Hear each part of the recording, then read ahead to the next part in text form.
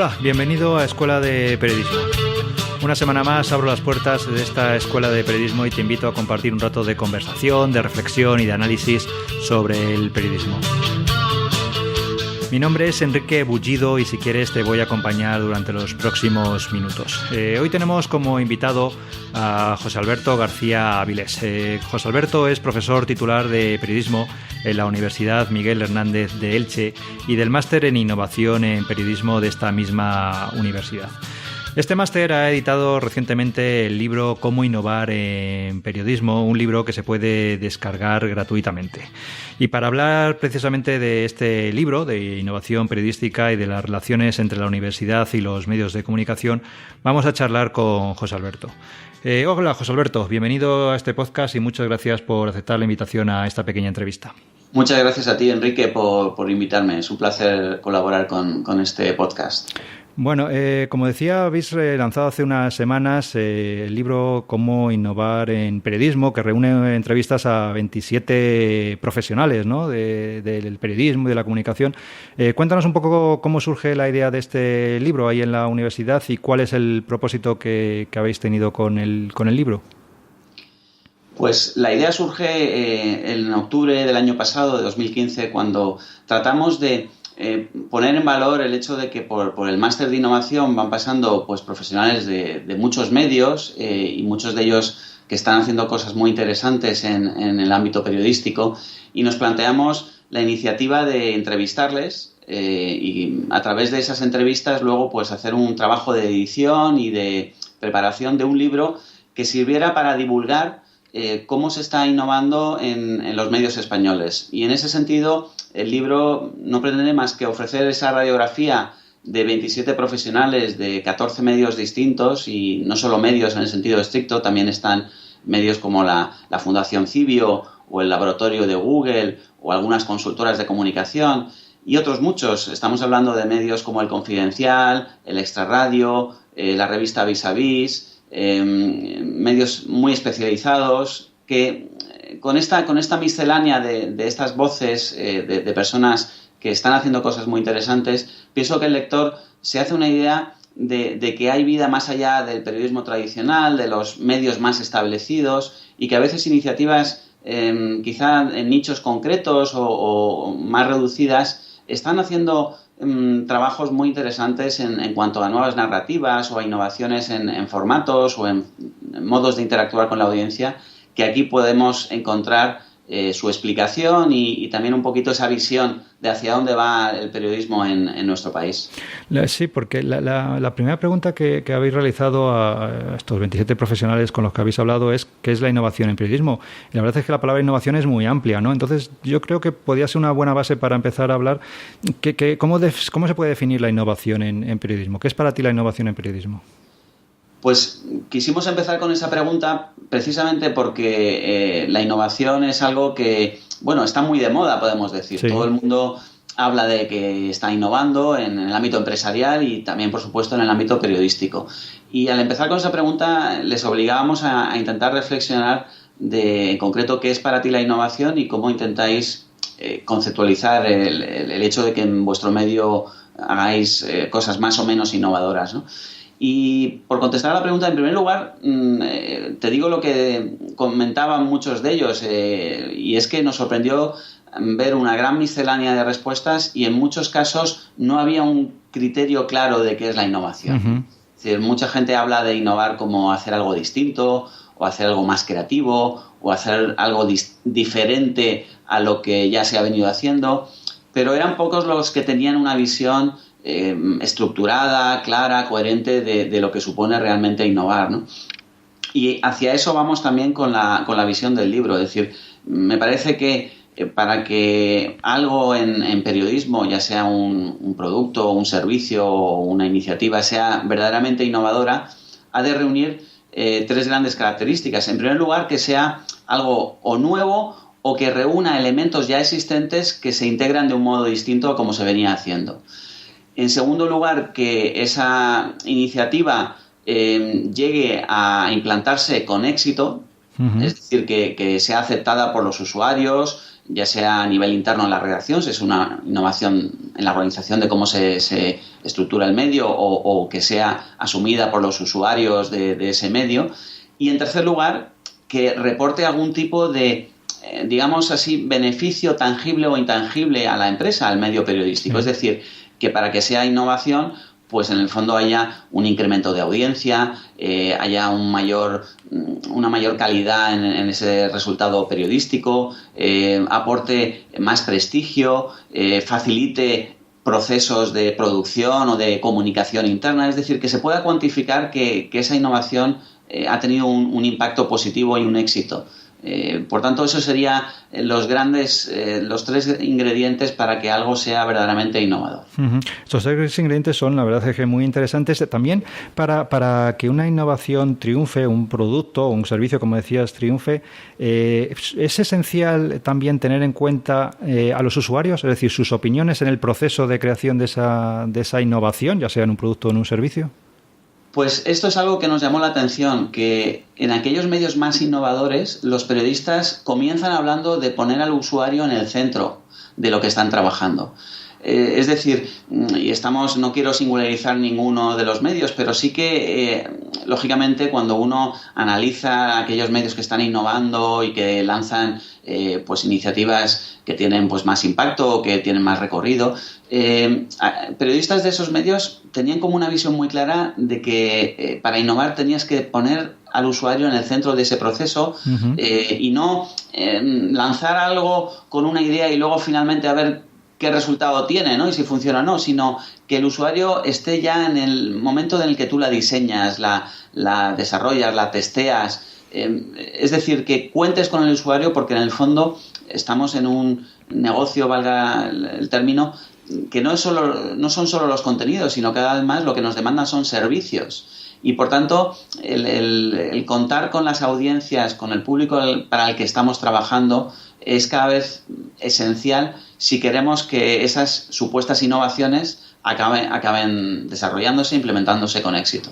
¿Y crees que los periodistas somos conscientes de que, pues eso, cada vez somos una profesión en constante evolución, ¿no? De que elaboramos productos en beta, que constantemente estamos sometidos a la dictadura de la prueba de error? ¿Crees que ya hemos asimilado ese proceso que es, pues yo qué sé, innato y ya forma parte del ADN de muchas profesiones y del periodismo también, por supuesto? Yo creo que estamos en ello y cada vez pues tenemos más clara la convicción de que el usuario tiene que estar cuanto antes introducido en el proceso y que hemos de tener una mayor transparencia en cuanto a nuestros procesos de producción de contenidos, de desarrollo, etcétera. Pero todavía a veces hay una resistencia en algunos ámbitos y en algunas redacciones a tomárselo, a creérselo esto en serio. Uh-huh. Es decir, es como cuando se habla de interactuar con la audiencia, ¿no? Muy bien, es algo muy bonito, pero luego realmente ¿qué periodistas son los que están haciendo un trabajo de escuchar lo que dicen la gente que les han leído, de procesar los comentarios, de responder a dudas, a preguntas, de hacer una verdadera tarea de ir más allá, de acompañar a los usuarios y al público que les cuestiona o que les pregunta más asuntos? Pues no son tantos. Entonces, y por darle la vuelta al tema, es decir, aquellos periodistas que de verdad se toman en serio y aquellas redacciones que de verdad creen en escuchar a los usuarios, pues acaban teniendo, no sé si más alcance, pero desde luego usuarios más satisfechos, gente que está más contenta porque de verdad se sienten parte del proceso y son gente más fiel y que tienen pues como una mayor confianza y más credibilidad en ese periodista que no se limita solo a publicar el artículo y ya está. Sí, porque aquí a lo mejor, por lo que entiendo de tus palabras, puede haber dos planos incluso de innovación, no una innovación de las empresas, que como tú dices hay algunas que todavía son muy reacias en cuanto a organizativamente o desde el punto de vista de la organización empresarial, pero también hay una parte de innovación individual, ¿no?, del periodista, que esa sí que la puede desarrollar cualquier periodista en su ámbito de actuación, ya sea dentro de su trabajo o con las herramientas que se disponen para profesionalmente proyectarse, ¿no? Eso también es un elemento que habéis estudiado vosotros ahí en la universidad y en el máster.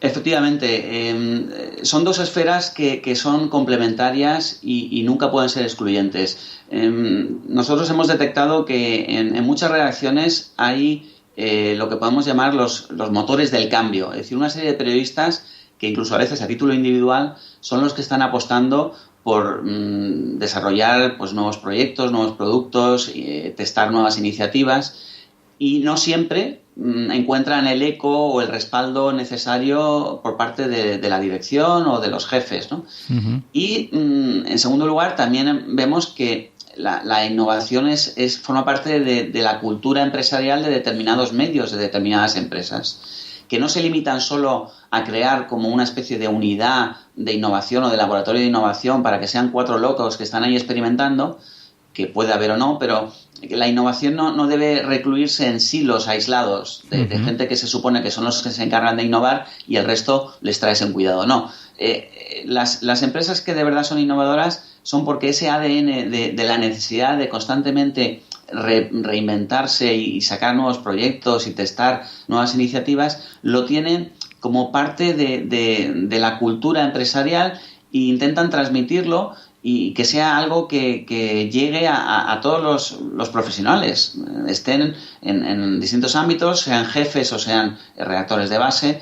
Y por tanto es importante conjugar la visión de la innovación como parte de la redacción de la cultura empresarial junto con el hecho de que haya motores de esa innovación, periodistas que sean más activos, que sean los que impulsen y que a veces tienen más medios, más tiempo o tienen esa mayor capacidad para desarrollar las innovaciones. Sí, entonces, ¿crees que nos estamos todavía los periodistas dejando llevar por el cortoplacismo? Algo parecido a los políticos, es decir, que pues, prácticamente solo pensamos en la información no ya de mañana, sino dentro de unos minutos, y tendrían los medios que pensar un poquito más, abrir el foco y pensar cómo van a ser los consumidores, cómo se va a llegar a la audiencia en el futuro, o qué clase incluso de empresas vamos a ser las empresas periodísticas. Pues totalmente de acuerdo, Enrique. Yo creo que tampoco sin generalizar, porque generalizar es muy difícil, pero sí que se detecta que muchas empresas y muchos medios van demasiado pegados a lo inmediato, a las audiencias de hoy, a los resultados de ayer, y no se plantean estrategias coherentes de medio largo plazo, de inversión, de apostar pues en serio por las cuestiones, precisamente en un mundo tan cambiante como el nuestro, como el sector de la comunicación, donde hay pues cambios desde el punto de vista tecnológico, desde el punto de vista financiero, desde el punto de vista de la competencia de medios que surgen, que de repente pues están ahí peleando por la misma cuota de atención en la que todos peleamos, aunque no sean estrictamente competidores directos, y esto hace que en nuestro país haya todavía muchos medios que están ahí en un cortoplacismo que a veces les limita mucho a la hora de desarrollarse. Mira, hay una de las periodistas que entrevistamos que ella dice, mira, en mi medio me pagan para equivocarme. Uh-huh. Ella trabaja en un laboratorio de innovación y es un caso un poquito excepcional, pero me encanta esa frase porque demuestra que sí que hay medios que apuestan porque haya personas que estén dedicadas a experimentar, a desarrollar proyectos donde, bueno, pues a través del ensayo y error es donde se va aprendiendo y a través de testar cosas, de probarlas y luego, como tú decías, hacer betas que se van mejorando y pueden ser verdaderas aportaciones, ¿no? En áreas pues tan distintas como pueda ser la distribución de los contenidos y ahora muchas veces tenemos que probar nuevos canales para distribuir los contenidos, que a veces pueden ser un boletín, puede ser una estrategia concreta en redes sociales o en canales de mensajería instantánea, o a veces son en el ámbito de cómo organizarse internamente para flexibilizar los procesos productivos, para mejorar la forma de comunicación interna entre las acciones, etcétera, o incluso en el área de comercialización, donde también se está innovando, se puede innovar mucho y hay medios que ni siquiera se lo plantean porque se dedican a copiar lo que otros están haciendo, sin tener muy claro si esa estrategia les beneficia o no. Una de las cosas que me ha gustado mucho del libro, de lo que hacéis, las iniciativas que realizáis en la universidad y en el máster, es pues el acercamiento o la unión que hacéis entre vosotros. Sois una universidad, el mundo académico, pero el acercamiento que hacéis al mundo profesional, a la gente que, como estás explicando, está trabajando en los medios y os cuenta sus experiencias y realmente lo que está haciendo los medios. Pero bueno, tradicionalmente el divorcio entre estos dos aspectos, entre el mundo académico y el profesional, ha sido una constante, yo creo, en el periodismo durante décadas. ¿A qué crees que se debe? Y, por supuesto, con iniciativas como este tipo, como este libro, ¿no? Se pueden estrechar lazos y puentes. Pero ¿a qué crees que se debe este divorcio entre el mundo académico y el profesional? Y si se está superando poco a poco. Yo creo que es un divorcio que, en cierto modo, obedece a que nos hemos ignorado durante mucho tiempo. El mundo académico estaba a veces muy preocupado de sus propios problemas y de la parte más, pues, de hacer carrera dentro de la universidad o de hacer estudios y con muchas veces sin tener claro el enfoque o cómo podía de algún modo beneficiar o aportar cuestiones concretas al ámbito profesional, y viceversa. El mundo profesional pues tenía su recorrido, tenía sus propias preocupaciones y muchas veces se fomentaba esa visión un tanto errónea, en mi opinión, de ver a la universidad como un reducto teórico que poco o nada tenía que ver con lo que en realidad se hace en la trinchera profesional, ¿no? Sí. Y esos dos mitos del académico como el ratón de biblioteca o el preocupado de hacer su carrera, y el profesional como diciendo yo estoy aquí en medio de lo que verdaderamente se cuece y ¿qué me vais a contar a mí?, pues han retroalimentado y han hecho que ese divorcio sea real, ¿no? Pero en mi opinión yo creo que en los últimos años sí que estamos de algún modo aumentando la colaboración entre la universidad y el mundo profesional periodístico. Uh-huh. Y me parece que hay muchas iniciativas, que a veces son seminarios, que son jornadas, que son conferencias, que son congresos, y que luego vamos al terreno también de la formación y encontramos másteres valiosos, porque también los periodistas ven que en un mundo tan cambiante es importante reciclarse y la formación que uno recibió en la universidad, pues tras un periodo pues de 10, 15, 20 años, pues también viene bien hacer cursos para ponerse al día, ¿no? Entonces, hay herramientas y cursos y a veces incluso másters que sí que tienen esa preocupación de dar claves para los profesionales que puedan actualizarse y que puedan ver pues cómo hay muchas iniciativas, incluso con los propios profesionales, que les pueden beneficiar a la hora de hacer mejor su trabajo. Y luego incluso en el ámbito de estudios que se hacen, de publicaciones, yo creo que sí, en los últimos años desde la propia universidad se realiza una investigación más aplicada, uh-huh. Es decir, de hacer análisis basados en los trabajos periodísticos reales, en cómo se organizan las redacciones, etcétera, etcétera, que sí que redunda en estudios, en informes que tienen que aportar a los medios, ¿no?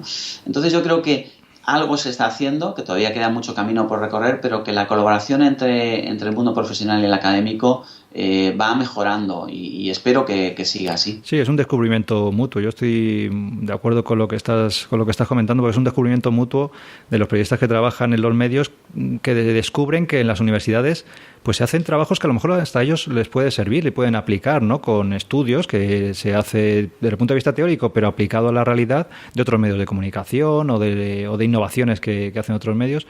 Y lo que estabas comentando, igual desde el mundo académico, que ese acercamiento, ese contacto cada vez más frecuente, pues hace que convivan muy bien los dos mundos y poco a poco vaya reciclándose y vayan uniéndose esos dos ámbitos, ¿no? Sí, y eso es algo que en nuestro caso teníamos muy claro cuando pusimos en marcha el máster de innovación en periodismo hace ya 4 años. Nosotros no queríamos hacer un máster al uso como si fuera una especie de quinto curso de periodismo, uh-huh. En los que los profesores que ya hemos dado clase durante la carrera pues volvemos a darle otras asignaturas a alumnos o a profesionales que digan, bueno, esto es un quinto curso encubierto, ¿no?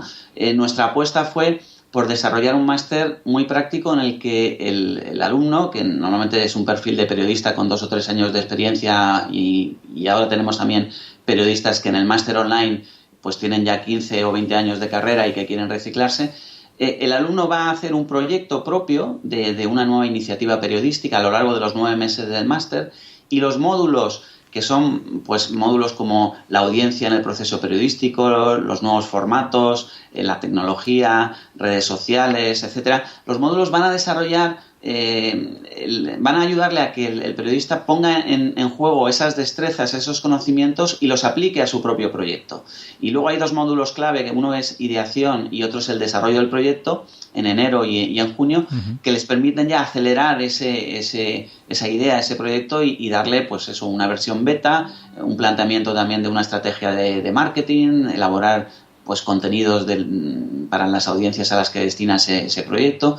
Y en definitiva, que hay que tratar de que la formación universitaria se implique más de una manera práctica y a la vez que los periodistas sepan que desde la universidad hay iniciativas, cursos y formación que trata de responder a las necesidades que se plantean hoy día, donde todo está cambiando muy rápidamente y donde es necesario tener por lo menos esa visión de conjunto, esa radiografía de hacia dónde van los cambios profesionales para poder luego tomar decisiones informadas y adaptarse mejor a la situación. Esto te iba a preguntar, sí, porque uno unido a la innovación también va muy unido, un concepto que va muy unido a la innovación es el emprendimiento, ¿no? La cosa de emprender un proyecto, que es algo que a los periodistas tradicionalmente nos ha costado mucho, no se nos enseña a ser emprendedores, pero poco a poco, pues por las circunstancias laborales, las circunstancias económicas, cada vez hay más periodistas que se lanzan a montar sus proyectos. ¿Cómo lo estáis, aunque lo has apuntado un poco, cómo lo estáis fomentando vosotros desde vuestro máster? ¿Qué iniciativas realizáis en este sentido y cómo abordáis este tema del emprendimiento? ¿Cómo lo ves tú?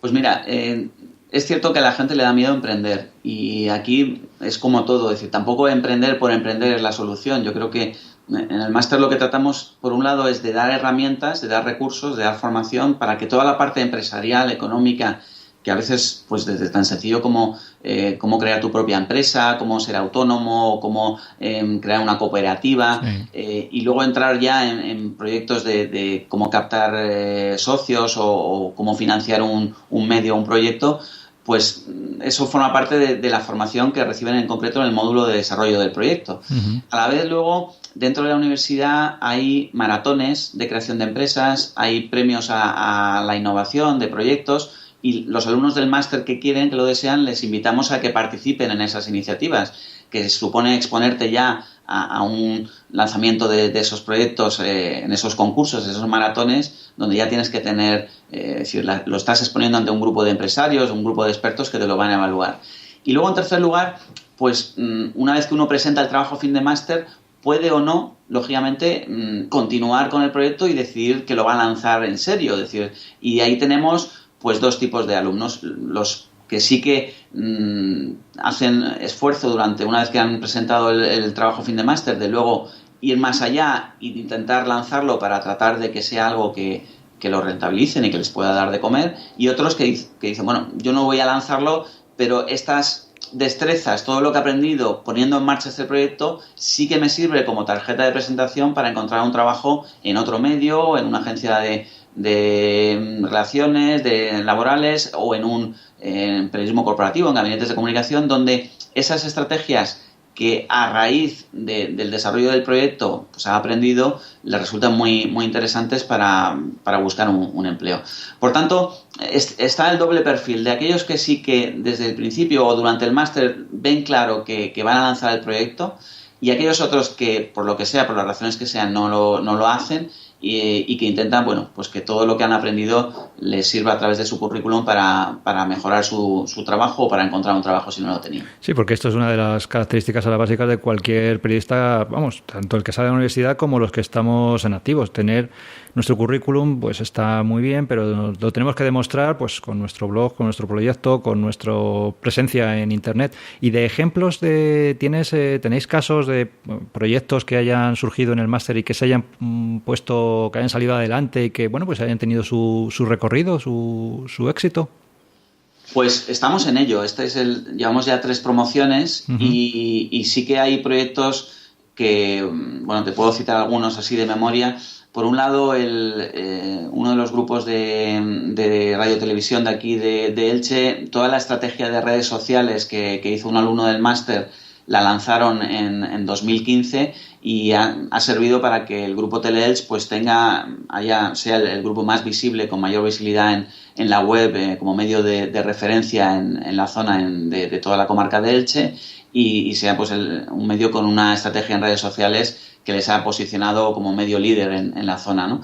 Desde eso hasta un medio hiperlocal que nació en Elda, que lo lleva una periodista del máster, una nueva estrategia de comunicación que lanzó un periodista que ahora la han aplicado en el club de baloncesto Lucentum, en Alicante, un medio específico dirigido a la información de cuestiones de mujer, de feminismo, que ha lanzado una periodista en Valencia, el proyecto Igual, o hasta una iniciativa muy innovadora que es una pequeña empresa que lo que hace es crear GIFs sobre ciencia.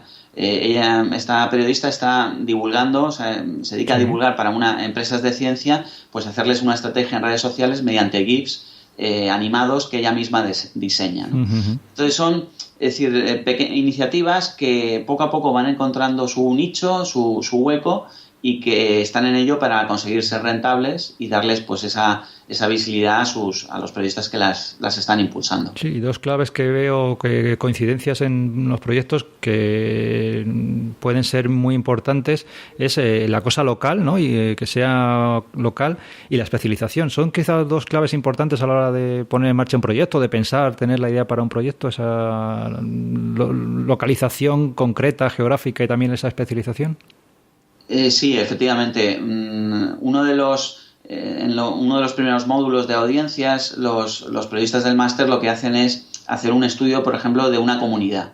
Entonces se dedican a aprender cómo investigar una comunidad física real, no una comunidad en Internet, que probablemente ya conozcan, sino una comunidad que ofrezca posibilidades para desarrollar un proyecto de comunicación. Entonces se dedican a investigarla durante un tiempo y hacen un informe con esa idea, es decir, que luego igual esa comunidad no acaba decantándose como la comunidad para su proyecto, pero para que tengan claro que en el fondo cuando estamos diseñando un proyecto o elaborando contenidos, estamos prestando un servicio y estamos elaborando algo que es mucho más que simplemente publicar noticias o hacer informaciones, sino que estamos intentando mejorar la vida de las personas a las que destinamos ese servicio y que debemos implicarles a esas personas en nuestro proyecto, y que hoy día el periodismo no es algo que dice uno de los grandes gurús que también trabajamos en el máster, como es Jeff Jarvis, ¿no? Es decir, el periodismo tiene que ir más allá de ser un generar contenido, sino proporcionar servicios que mejoren la vida de esas personas con las que trabajamos, ¿no? Y conocer muy bien a nuestros usuarios, tener muchísima información sobre a qué se dedican, en qué invierten su tiempo libre, qué necesidades tienen, qué también inversión económica, qué presupuestos manejan en sus actividades de ocio o de trabajo, con objeto de la medida en que les conocemos mejores y sabemos sus necesidades, podremos intentar satisfacerlas con esos servicios. Por eso, como decías, muchas veces la clave está en dar con un nicho donde uno ha testado ese proyecto y desarrollar algo también que en otro de los módulos trabajan, que es el mínimo producto viable. Sí. Es decir, empezar con algo pequeño, reducido, a tu alcance, para luego, si ves que va funcionando y conforme va funcionando, ir mejorándolo y ir ampliando ese mercado, ese nicho al que te diriges. Pues con estas ideas de producto como de periodismo, como servicio, más que como producto de noticias, de un contenido sin fin, ¿no? En plan ilimitado, sino que dé un servicio y que reporte un beneficio a una comunidad, y esa especialización, yo creo que nos vamos a quedar. ¿Dónde podemos descargar el libro? ¿Cómo podemos hacernos con el libro que habéis presentado? Pues mira, el libro se puede descargar en el blog del máster, simplemente si buscas blog máster de innovación en periodismo, o con el título ¿Cómo innovar en periodismo? Entrevistas a 27 profesionales, tendrás acceso al post al artículo en el blog de periodismo, y allí puedes descargarlo gratuitamente simplemente dejando tu email. Es un libro de 200 páginas que tiene un diseño que hemos intentado también hacerlo accesible, es decir, que sea digerible, que se lea bien, Y, por supuesto, cualquier reacción, cualquier opinión, cualquier persona que esté interesada, el que quiera pues colaborar o tener algún feedback sobre lo que dicen los profesionales ahí que ahí entrevistamos, pues pueden interactuar con el blog del máster y gustosamente les atenderemos. Vale, pues si te parece bien dejaré yo también el enlace en las notas del podcast y en la entrada que acompañe en mi página web a este episodio del podcast. También dejaré el enlace para que desde ahí se pueda acceder al libro. Y para terminar, José Alberto, si quieres cuéntanos dónde te puede localizar o dónde se pueden poner en contacto contigo, no sé, las redes sociales en las que esté presente, en fin, las coordenadas que quieras por si alguien quiere... Pues... Sí, pues muchísimas gracias. Yo, si queréis interactuar conmigo, pues a través del Twitter @jagaraviles me tenéis ahí a vuestra disposición, quizás es lo más sencillo. Y muchísimas gracias, Enrique, por tu amabilidad y ha sido un placer tener esta conversación contigo. Muchísimas gracias por aceptar la invitación. Igualmente, ha sido un placer hablar contigo y seguiremos en contacto.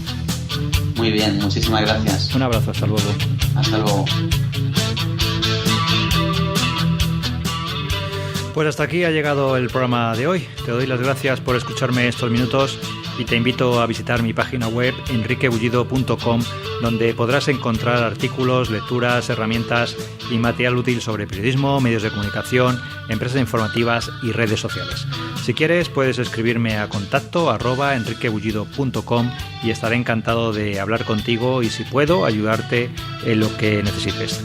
También te agradecería muchísimo, como te digo cada semana, que dejaras una valoración o una reseña en iVoox o en iTunes y que difundas este podcast entre tus compañeros y amigos. Entre todos podemos ir haciendo cada semana un poquito más grande este proyecto. Muchas gracias y hasta el próximo programa.